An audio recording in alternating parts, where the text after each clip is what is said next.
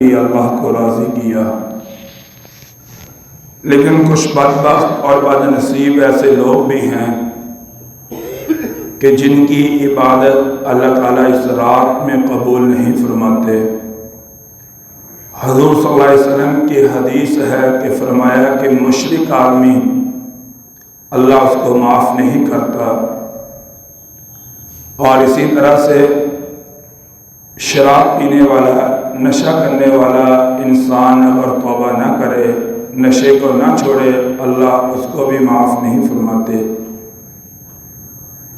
جو لوگ اپنے والدین کی خدمت نہیں کرتے اور ان کا خیال نہیں کرتے، اللہ ان کو بھی معاف نہیں فرماتے۔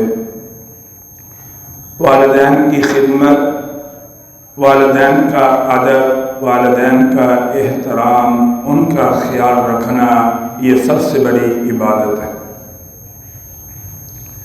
اور جن لوگوں کے دلوں میں میل ہوتی ہے، کینہ ہوتا ہے، بغض ہوتا ہے، لوگوں کے بارے میں غلط سوچ رکھتے ہیں اور لوگوں کا نقصان کرنے کی کوشش کرتے ہیں، لوگوں کے بارے میں بغض رکھتے ہیں، نفرت رکھتے ہیں دلوں میں، اللہ ایسے لوگوں کی بھی شب برات ہو یا لیلۃ القدر ہو یا عید کی راتیں ہوں، اللہ جن لوگوں کے دلوں میں میل ہے، اللہ کبھی بھی ان کو معاف نہیں فرماتا، کیونکہ اللہ نے دل دیکھ کر فیصلے کرنے ہیں۔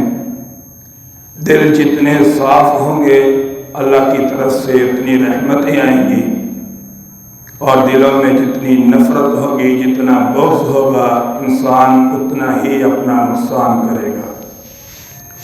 میرے بھائیوں، جو لوگ خدمت کرتے ہیں، چاہے اپنے ماں باپ کی کریں یا اپنے استادوں کی کریں یا پڑوسیوں کی کریں یا غریبوں کی کریں یا دکھی لوگوں کی کریں، ضرورت مند لوگوں کی کریں، حاجت مند لوگوں کی کریں، فقیروں کی کریں، بیماروں کی کریں، پڑوسیوں کا خیال رکھیں، معاشرے میں، ماحول کے اندر اپنے دل میں لوگوں کے لیے محبت رکھیں، اللہ ایسے لوگوں کو بہت بڑا مقام عطا فرماتے ہیں۔ اور بہترین یہ عبادت ہے کہ ایک صحابی آپ صلی اللہ علیہ وسلم کے پاس آیا، کہا کہ یا رسول اللہ صلی اللہ علیہ وسلم، مجھے آپ کوئی ایسا عمل بتائیں کہ اگر وہ میں عمل کروں تو میں سب سے بہترین انسان بن جاؤں۔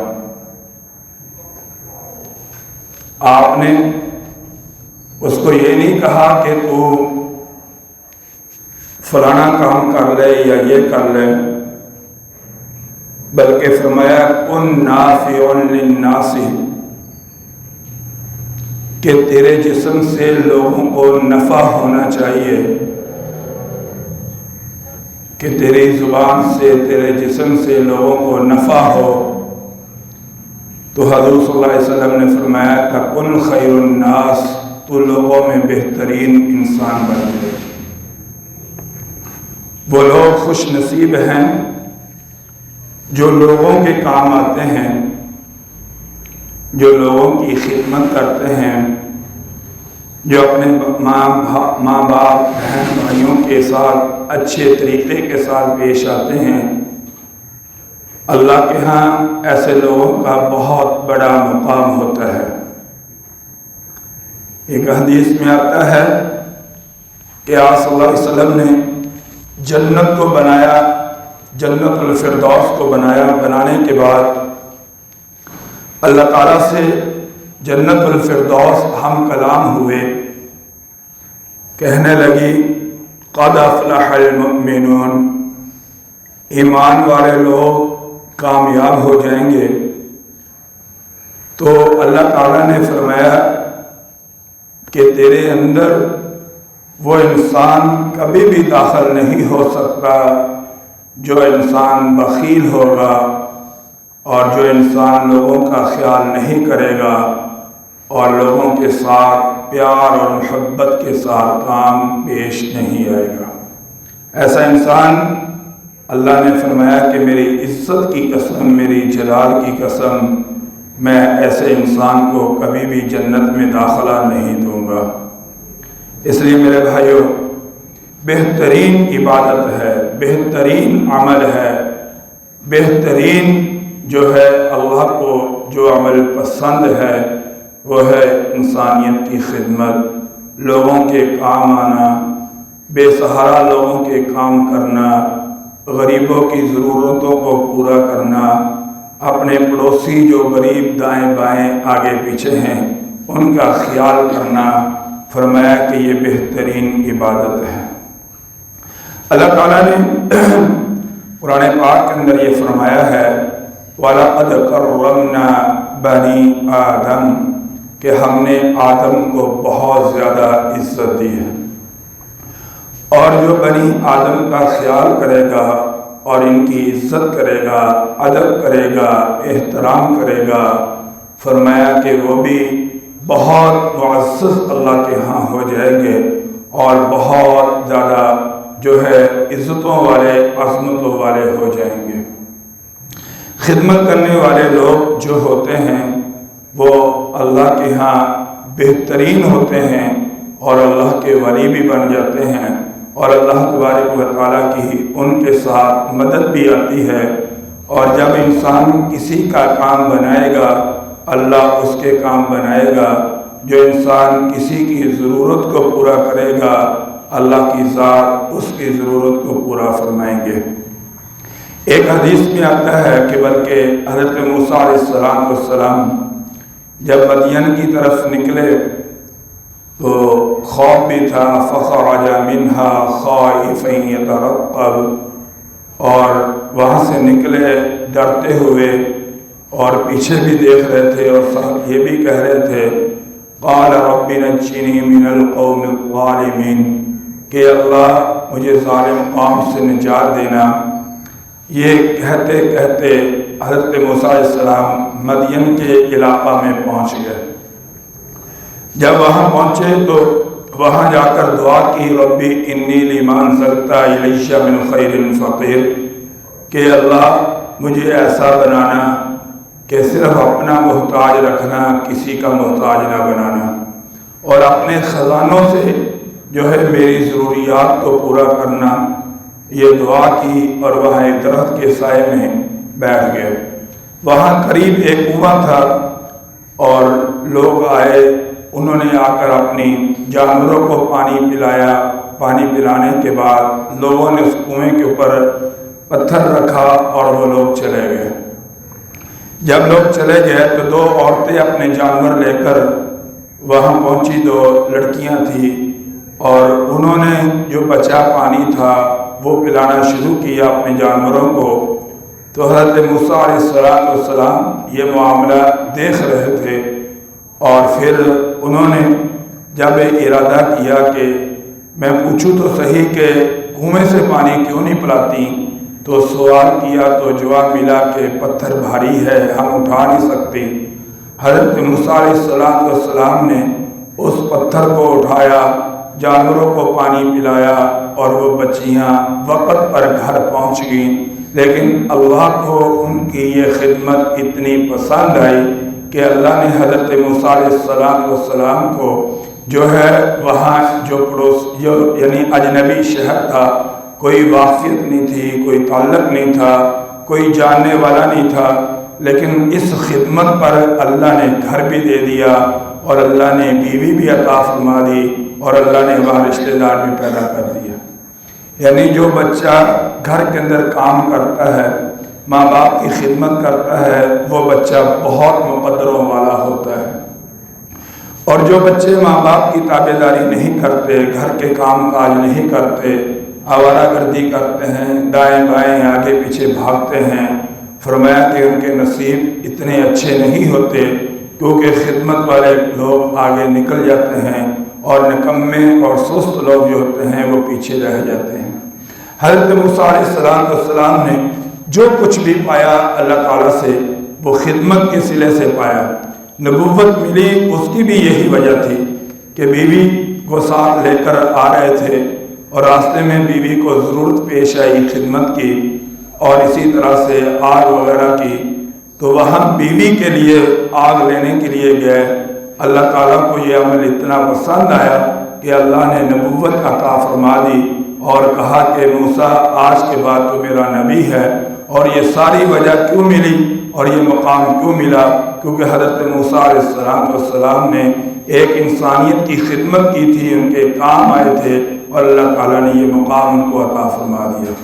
میرے بھائیوں، لوگوں کے کام آنا، دکھی لوگوں کے کام آنا، بے سہارا لوگوں کے کام آنا، یہی ہماری سعادت ہے، یہی ہماری خوش نصیبی ہے۔ اسی لیے کسی نے کیا خوب کہا کہ خدا کے بندے تو ہیں ہزاروں، خدا کے بندے تو ہیں ہزاروں، بنوں میں پھرتے ہیں مارے مارے، بنوں کا میں بندہ اس کا جس کو خدا کے بندوں سے پیار ہوگا۔ یعنی جو انسان اللہ کے بندوں سے محبت کرے گا، دلوں میں میل نہیں رکھے گا، نفرت نہیں رکھے گا، اصل تو وہ لوگ اللہ کو پسند ہیں۔ جن کے دلوں میں میل ہے، بغض ہے، کینہ ہے، چاہے وہ قدر کی رات عبادت کریں، چاہے وہ سارے مہینے کے روزے رکھیں، چاہے پورا قرآن ایک ہی رات میں پڑھیں، چاہے وہ جتنے بھی لمبے لمبے قیام کریں، دلوں میں نفرت کرنے والے لوگوں کو اللہ کی ذات بالکل بھی پسند نہیں فرماتی۔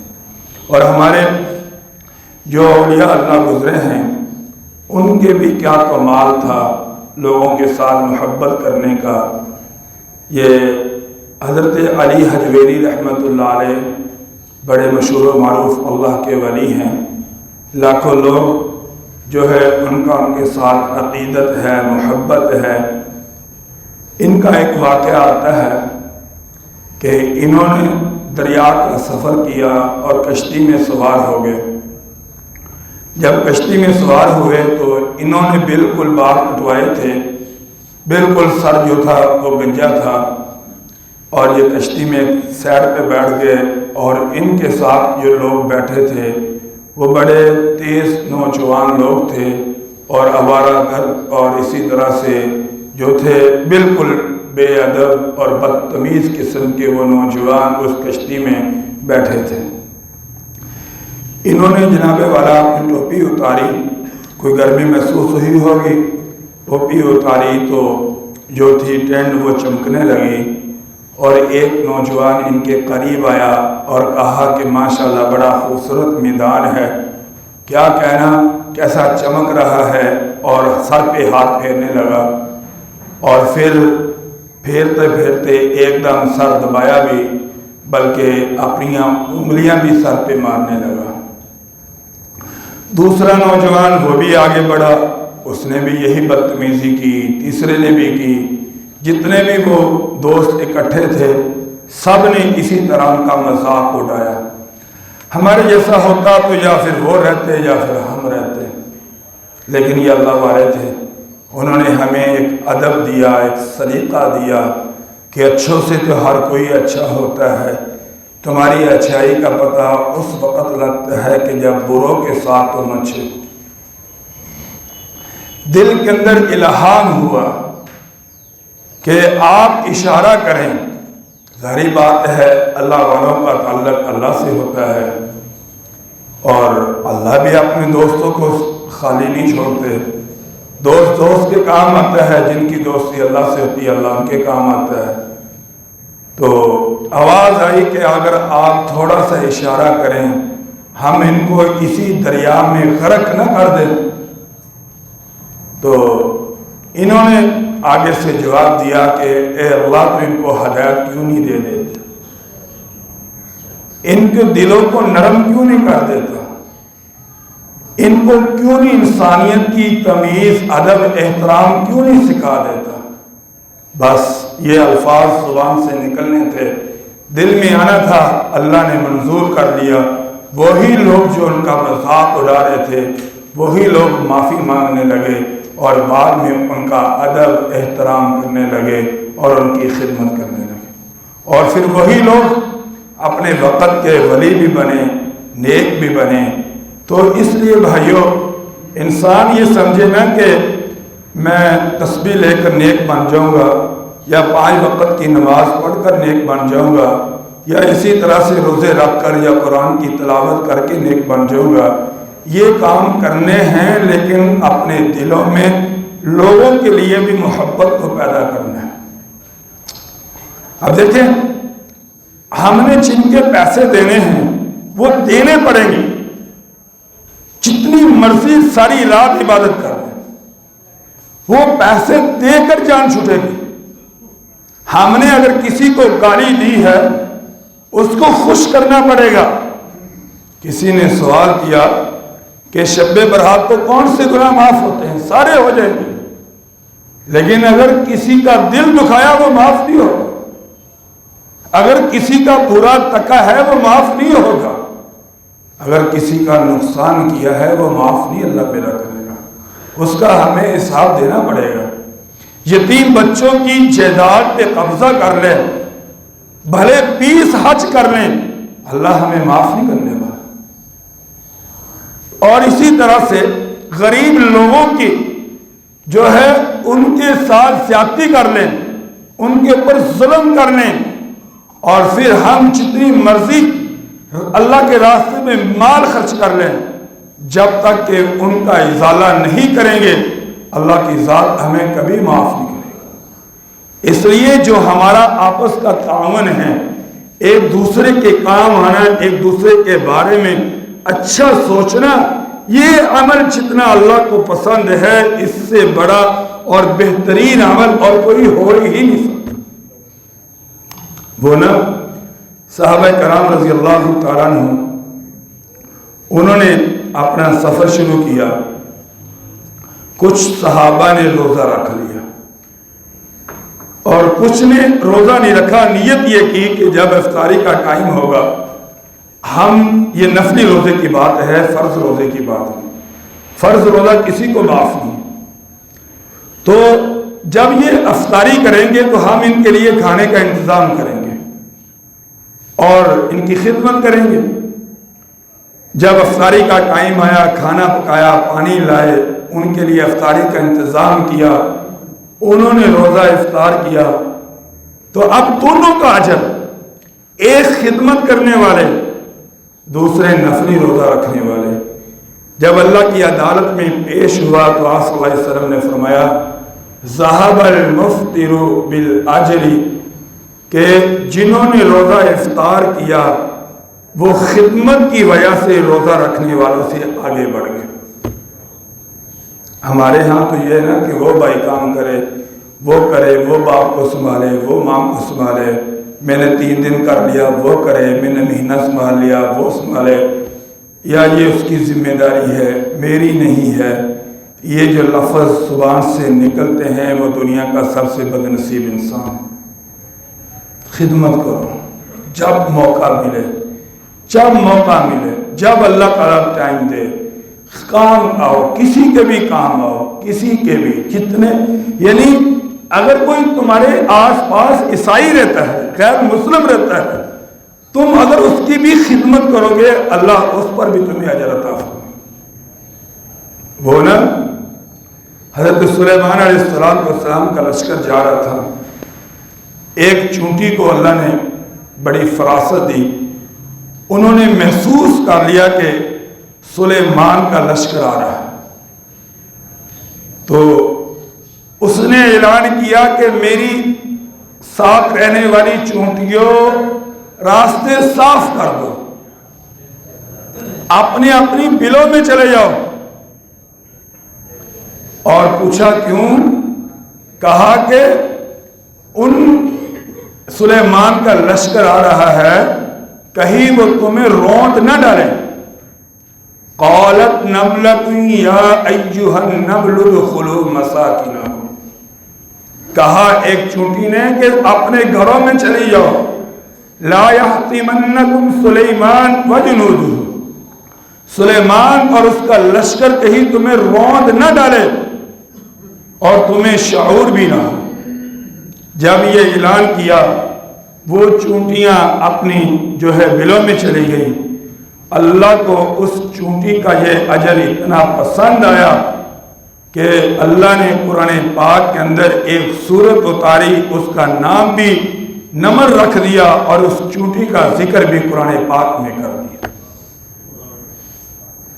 خود غرضی والی زندگی اللہ کو پسند نہیں ہے کہ صرف میرا کام بن جائے، باقی سارے پہاڑ میں جاتے جائیں۔ جیسے جس کو پنجابی میں کہتے ہیں کہ میرا الو سیدھا آ جائے بس۔ اور یہ بات یاد رکھیں، ہزاروں لوگ تمہارے خلاف ہو جائیں، اللہ قسم یہ قرآن پاک میرے سامنے اور مسجد میں بیٹھو، پوری دنیا تمہارے مخالف ہو جائے، تمہارے دل میں کسی کے لیے نفرت نہ ہو، یہ دنیا تمہارا کچھ بھی نہیں بگاڑ سکتی۔ یہ محبت، یہ رزق، یہ اللہ کی طرف سے ہے، اور جب تک دل میں صفائی ہے یہ تمہیں ملے گا۔ لوگ تم سے محبت بھی کریں گے اور لوگ اللہ تمہیں رزق بھی دے گا، بشرطے کہ تم نے کبھی کسی کا برا نہ کیا۔ اور جب تمہارے ہاتھ سے، تمہاری زبان سے لوگوں کا نقصان شروع ہو جائے، تم خود غرض ہو جاؤ، مفاد پرست ہو جاؤ، اور یہ دماغ میں بٹھا لو کہ میں نے کسی کا نفع نہیں کرنا، جب بھی داغ لگے نقصان کرنا ہے، برا سوچنا ہے، برا بولنا ہے، تم نے اپنے لیے خود کو ہلاکت میں ڈال دیا۔ اب اللہ کے عذاب سے تمہیں کوئی بچا نہیں سکے۔ جتنے مرضی سکون نہیں آئے گا، لوگوں کو بے سکونی میں ڈال کر رات کو سکون کی زندگی نہیں آئے گی۔ یہ قانون ہے اللہ کے بنائے ہوئے کہ جو لوگ لوگوں کو ستاتے ہیں، اللہ کے ہاں وہ کبھی سکون نہیں پاتے۔